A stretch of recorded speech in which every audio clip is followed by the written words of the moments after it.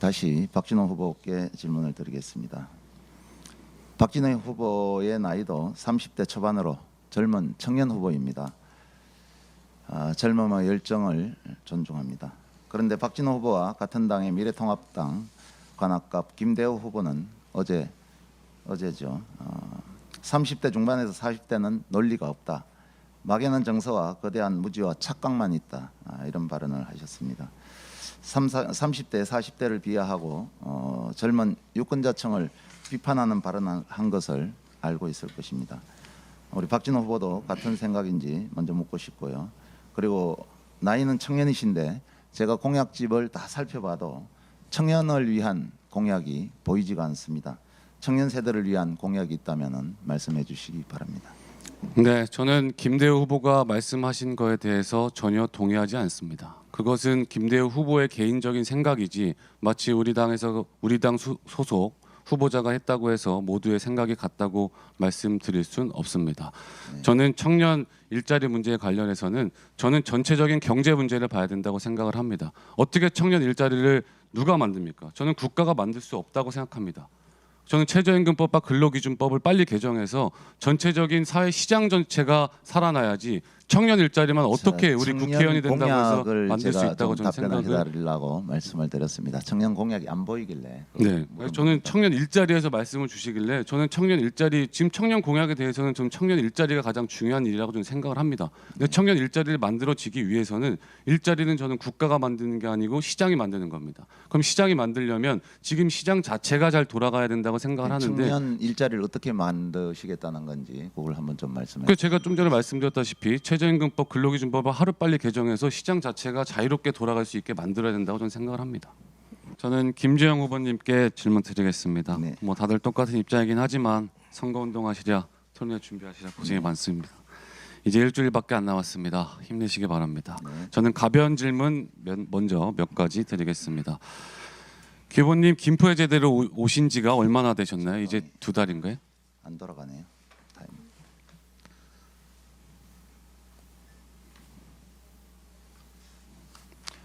예, 김포에 2월 19일 날 공천받고 2월 24일 날 왔습니다.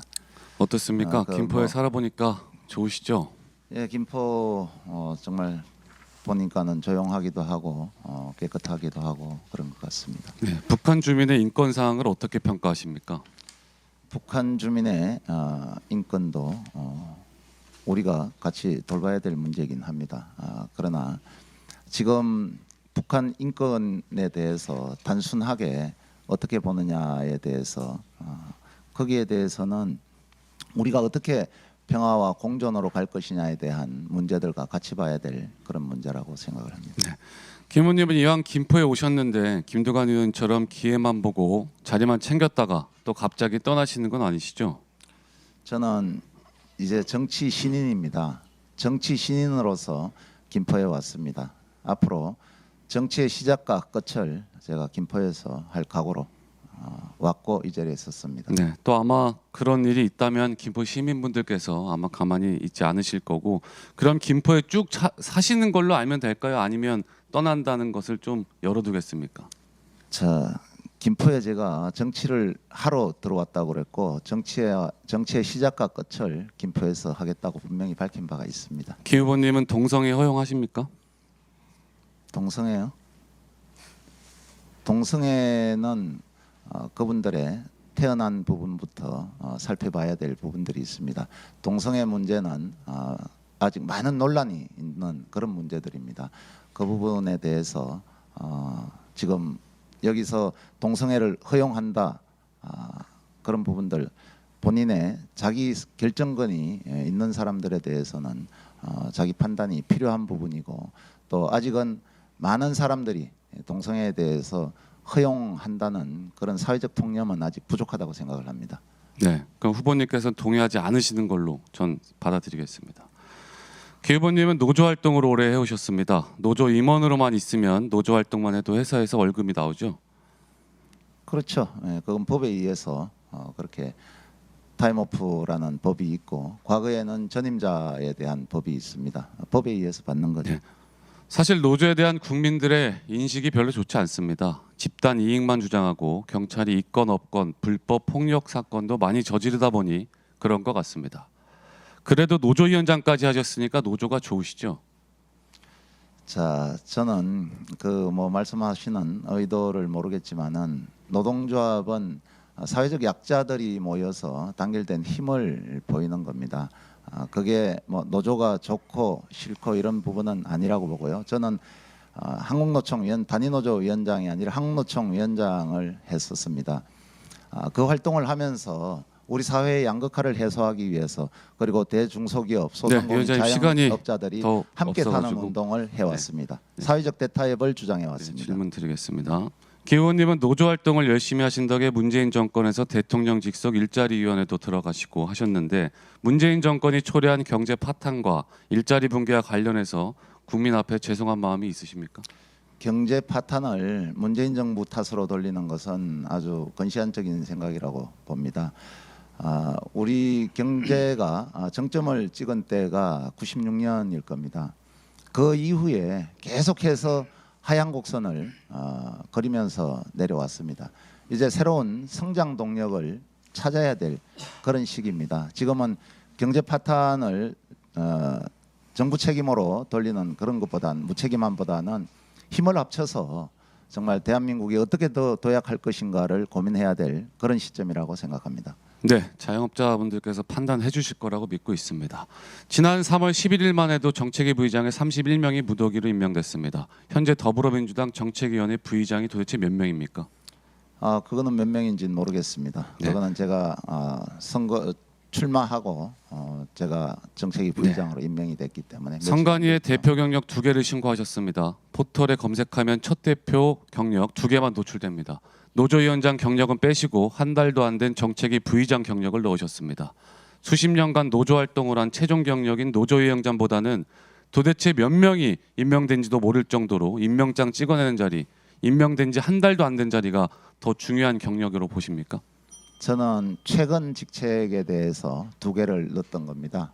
그게 과거 직책은 공보물에 다 나와 있습니다. 그걸 뭐 의도적으로 빼는 것보다는 저는 당연히 최근 직책을 넣는 게 가장 정확하게 알려드리는 거라고 마무리하도록 하겠습니다. 김주영 후보님께 질문 드리겠습니다. 네. 우리 김포 시민이 한강을 누리는 데 있어서 철책 문제가 최우선으로 해결돼야 하는 사항임을 잘 아시리라 생각합니다.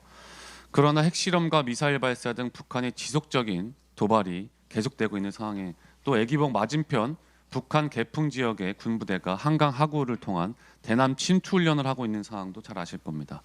그렇기 때문에 저는 우리 군의 방어 대책과 작전 계획이 보강이 반드시 전제되어야 된다고 저는 생각을 합니다. 기 후보님께서는 한강하구 철책이 현재 어떤 역할을 하고 있는지 그리고 방어 대책 없이 철책을 제거했을 경우 북한이 어떤 형태로 도발할 수 있을지 예상되는 위협을 말씀해 주시기 바랍니다.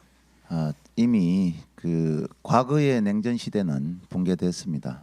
물론 지금 우리 북쪽과 서로 소통이 좀 되는 듯하다가 지금 잠시 정체되어 있습니다만은 저는 우리가 특히 이 김포 지역은 정말 이 북한 지역과 접해 있는 한강 하구를 두고 접해 있는 이런 상황이기 때문에 안보에 대한 그동안 두려움들이 누구보다도 많았을 거라고 생각합니다.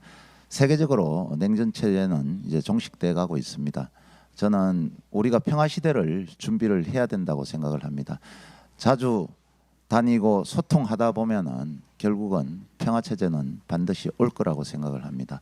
그래서 저는 이 철책이 갖는 의미들도 있지만은 이제는 그것을 시민들한테 개방해서 돌려줘도 될 시기라고 그렇게 생각을 합니다. 네, 다음 질문 드리겠습니다.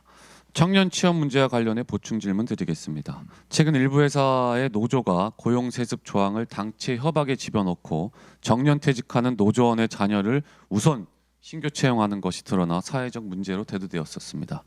일반 청년 취업 준비생은 노조 자녀들과의 취업 경쟁에서 이미 기울어진 운동장, 뒤처진 출발선에 설 수밖에 없습니다. 노조의 고용 승계 형태가 보통의 청년들에게 심어준 박탈감에 대해 어떻게 생각하십니까? 그런 데는 아마 극히 일부일 겁니다. 대다수의 노동조합의 단체 협약들은 노사가 맺은 단체 협약은 그런 게 없습니다. 그리고 그런 그 조항들을 동의하지도 않고 저는 제가 노동운동을 하면서 그런 부분, 그런 운동, 그런 채용 방식에 대해서 동의한 적이 없습니다. 그리고 아주 일부를 갖고 침소봉대해서 전체적으로 노조를 폄훼하는 것은 아주 위험한 발언이라고 생각을 합니다. 노동조합은 사회적 약자들의 권리를 보호하기 위한 것입니다.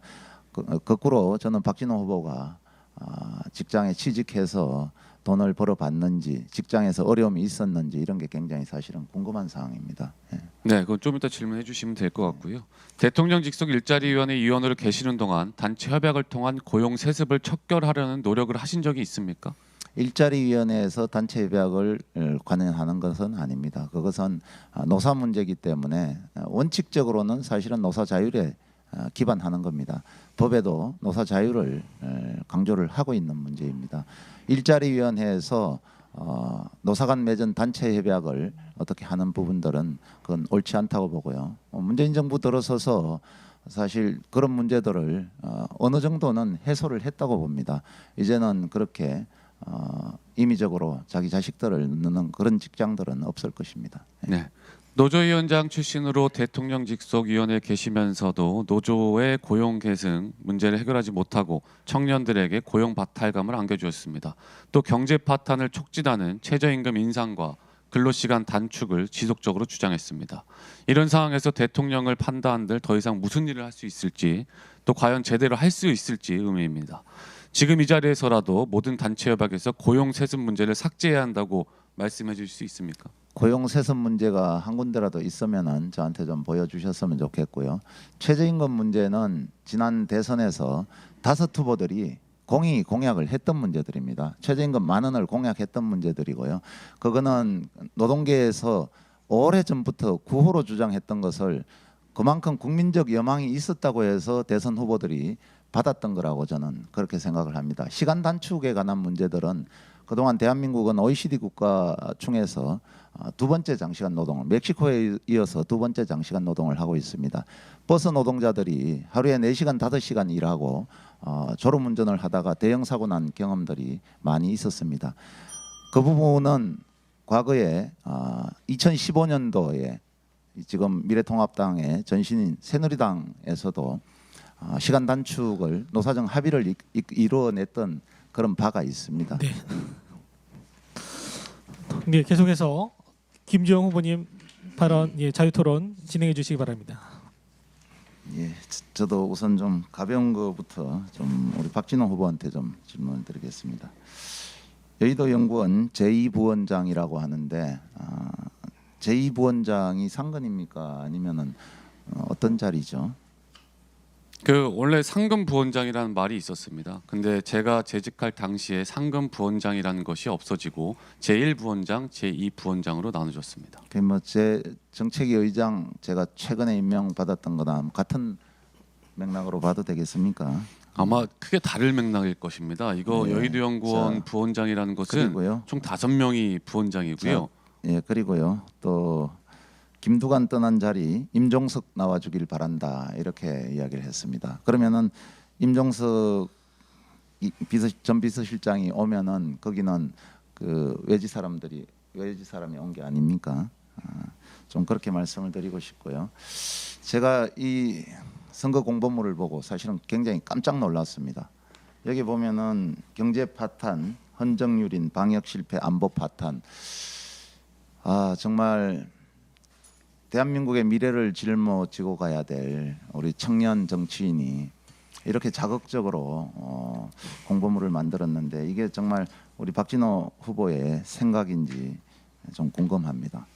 저는 그 김주영 후보님의 공보물에 문재인 대통령님께서 상당수 등장하시더라고요. 저는 이게 대통령 선거인지 김포시의 국회의원을 뽑는 선거인지 모를 정도였습니다. 그거는 똑같은 겁니다. 저는 이 젊은 정치인이라고 해서 이 경제나 안보나 이런 것에 대해서 당연히 전 생각을 하고 저의 생각을 국민들께 전달할 의무가 있는 겁니다. 저는 저의 생각을 전달하는 것이었고 김주영 후보님께서는 대한민국은 극자로 가는 것도 문제지만은 극으로 가는 것도 저는 문제라고 봅니다. 대한민국은 함께 사는 사회가 되어야 된다고 생각을 합니다. 맞습니다. 제가 한 가지 또 우리 박진호 후보님께 통합당이 제1당이 되면은 문 대통령을 탄핵하겠다는 이런 전 원내대표의 주장이 있었습니다. 미래통합당은 총선에 이겨서 원내 1당이 되면은 문재인 대통령을 탄핵하겠다고 공언을 하고 있는데요. 박근혜 최순실 국정농단을 심판하고 촛불 시민의 힘으로 탄생한 문재인 대통령을 탄핵하겠다고 공언한 것은 대한민국을 과거로 퇴행시키겠다는 것에 다름이 아닙니다. 박진호 후보는 이런 당의 입장과 같은 생각입니까? 네, 저것은 개인의 당의 입장이지 당은 서로의 가치가 큰 가치가 맞는 사람들이 모여 있는 것이지 모든 한마디 한마디가 같은 생각이어서 이 당에 있는 것은 전 아니라고 생각합니다. 그럼 최근에 제가 질문 드리면 이종걸 의원이 이 분홍색을 보고 무슨 색이라고 했으면 입에 담기 힘들 정도로 참 민망한 말씀을 다시, 하십니다. 그럼 네, 김주영 질문을 후보님께서도 드리겠습니다. 이 분홍색이 그런 오늘- 분홍색으로 보이십니까? 오늘 제가 그 주도하는 이 질문에서 한 가지 더 알겠습니다. 질문을 드리겠습니다. 네. 박진호 후보께서는 아라마리나 관광특구 조성을 공약하신 바가 있습니다. 관광특구 지정은 관광진흥법 시행령 제58조에 의해 최근 1년간 외국인 관광객 수가 10만 명 이상이라야 됩니다. 그런데 아라뱃길 개발이 여러 규제로 묶여서 개발이 어려운 실정입니다. 혹시 이 아라마리나의 외국인 관광객이 얼마나 되시는지 알고 계시는지요? 그리고 관광특구 지정을 위한 추진 방안이 있으신지요? 네, 뭐 외국인 관광객이 아직 몇만 명이 되는지는 정확히 파악하진 못했습니다. 그래서 저는 이 지금 아라마리나 이런 좋은 아까도 말씀드렸지만 이건 여가 시설을 넘어서 아주 좋은 관광 자원으로 저는 활용이 될 수 있다고 봅니다. 그래서 문체부와 적극적으로 협력을 해서 이거를 관광 특구로 전 지정하고 싶습니다. 네. 지금 김포는 자. 고초는 특히 강화를 지나가는 길목밖에 되지 않습니다. 자, 그래서 그러면 우리가 됐습니다. 박진호. 그 박원순 서울시장, 추미애 법무부 장관, 이인영 원내대표 등 여권 인사가 상당수 토지 공개념을 언급했습니다. 저는 재산권 침해로 위헌적일 뿐 아니라 시장 경제 질서를 무너뜨리는 정책이라 생각합니다. 기 후보님은 토지 공개념에 동의하십니까? 공적 영역인 부분은 동의할 수 있지만은 사유재산에 대해서 지금 그럴 수 있는 사항은 아니라고 봅니다. 예. 그럼 조국 사태를 바라보면서 많은 국민들이 실망했습니다. 문재인 정권의 내로남불 특권 정치라는 지적에 대해서는 어떻게 생각하십니까? 그 부분은 법적인 판단이 진행되고 있으니까 뭐 여기서 제가 이야기할 부분은 아니라고 봅니다. 그 얼마 전 민주노총이 수차례에 걸쳐 국회 앞에서 시위를 하며 때로는 경찰관을 폭행하고 공용시설물을 훼손한 사건이 있었습니다. 그것으로 인해 민주노총 김명환 위원장은 지난 1월 유죄를 판결받았습니다. 재판부는 국회의 압력을 주려는 목적으로 다수의 위력을 동원해 경찰관을 폭행하고 공용시설물을 훼손했다. 이는 대의민주주의에 심각한 영향을 주고 법치주의의 근간을 흔드는 행위다. 라고 판결문의 이유를 밝혔습니다. 관련 사건으로 작년 6월 김 위원장은 검찰에 구속됐습니다. 당시 김주영 후보가 위원장으로 있던 한국노총은 성명을 내고 민주노총 김명환 위원장에 대한 구속영장을 철회해라. 노동운동에 대한 탄압이 심해질수록 저항과 투쟁은 더욱 거세진다라고 밝혔습니다. 국회 앞에서 다수의 위력을 동원해 경찰관을 폭행하고 공용시설물을 훼손하는 행위, 처벌받아야 하는 행위입니까? 행위 아닙니까? 지금도 당시 입장과 동일하신지 말씀해 주십시오. 저는 어떤 경우에도 폭력은 반대합니다. 폭력은 또 다른 피해를 낳기 때문에 폭력은 반대합니다. 그때 입장과 다르신 겁니까? 폭력 구속한 거를 풀어주고 그건 불구속 상태로 수사를 해도 된다는 내용입니다. 네. 저희가 뜨거운 토론 시간이 이제 시간이 없는 관계로 이것으로 토론 시간은 마무리하도록 하겠습니다. 저도 2분을 줘야죠. 네.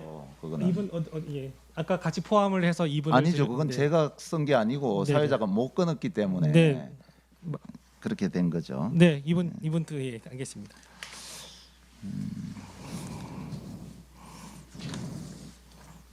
지금 우리 그 박진호 후보께서 법인세를 인하를 하겠다고 그렇게 약속을 했습니다.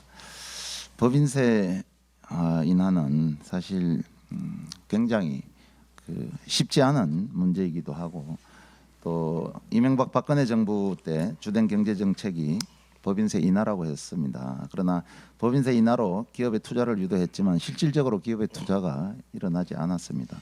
오히려 사내 유보금만 늘어난 그런 상황입니다. 그래서 법인세는 소득이 있는 법인들만 내는 것으로 법인세 인하 효과는 대기업에 집중될 가능성이 있습니다. 그리고 2018년도 과세 표준 5천억 초과 기업의 법인 64개가 전체 법인의 74만 개 공제액보다도 오히려 더 높은 4조 9천억을 감면을 받았습니다. 법인세 인하를 주장하는 것은 과거로 회귀하자는 건가요?